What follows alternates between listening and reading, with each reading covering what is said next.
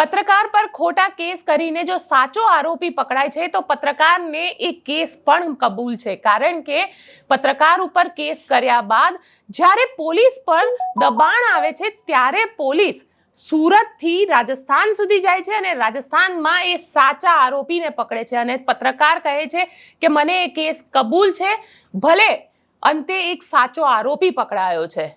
કારણ કે આ આખા કેસની અંદર સુરતમાં એક બાળકી સાથે સડક ઉપર છેડખાની થાય છે અને ત્યારબાદ જ્યારે આ આખા મામલાને પત્રકાર ઉજાગર કરે છે તો પત્રકાર ઉપર કેસ કરવામાં આવે છે. ક્યાં સુધી હતી એ પોલીસ કે જે વખતે જ્યારે બાળકીની સાથે છેડખાની થાય છે તેના મા બાપ પોલીસ સ્ટેશને પહોંચે છે, પોલીસની સાથે વાતચીત કરે છે અને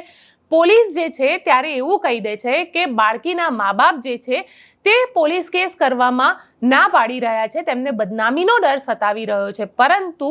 જ્યારે પત્રકાર આ આખા ન્યૂઝને કવર કરે છે, સીસીટીવી ફૂટેજના આધારે કહે છે કે એક બાળકી સાથે જો આવી જ રીતે છેડખાની થાય તો મારી તમારી બેન દીકરી સુરક્ષિત કઈ રીતે, કહેવામાં પત્રકાર ઉપર કેસ કરવામાં આવે છે અને પોલીસ ત્યારબાદ એક્શનમાં આવે છે. સુરત પોલીસ એક્શનમાં આવે છે, સાચા આરોપીને પકડે છે અને એ પત્રકારને કેસ પણ કબૂલ છે, કેમ કે સાચો આરોપી જેલના સળિયાની પાછળ જઈ રહ્યો છે. સુરત પોલીસને કદાચ જો પહેલા જ આના માટે એક્શન લઈ લીધી હોત તો કદાચ સુરત પોલીસની આટલી બદનામી પણ ન થઈ હોત. પત્રકારોમાં પોલીસની એક સારી છાપ ગઈ હોત, કારણ કે પત્રકારને એવું લાગે કે પોલીસ કંઈક કરી રહી છે. યુવરાજસિંહ ઉપર કેસ કરવાનો હોય ત્યારે પોલીસ સો મોટો લે છે, પરંતુ એક દીકરીની છેડખાની થાય છે તેવામાં પોલીસ પોતે સો મોટો નથી લેતી. સીસીટીવી ફૂટેજ વાયરલ થયેલા છે, માતા પિતા ત્યાં જાય છે, પોલીસને મળે છે, પરંતુ પોલીસ કોઈ જ એક્શન નથી લેતી અને ઉપરથી પોલીસ જ્યારે આ આખા મામલાને પત્રકાર ઉજાગર કરે છે તો પત્રકાર ઉપર કેસ ફાઇલ કરે છે અને કહે છે કે અમે ખૂબ બહાદુરીનું કામ કર્યું છે. અરે પોલીસ, થોડી તો શરમ કરો,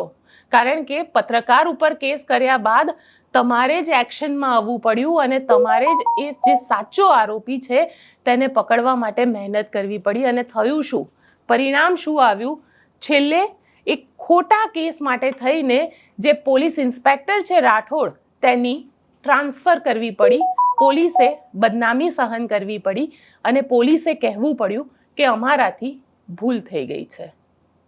આપને અમારો આ રિપોર્ટ કેવો લાગ્યો કોમેન્ટ બોક્સમાં ચોક્કસથી જણાવજો અને અમારી ચેનલ નિર્ભય ન્યૂઝને લાઇક, શેર અને સબસ્ક્રાઇબ કરવાનું ભૂલશો નહીં.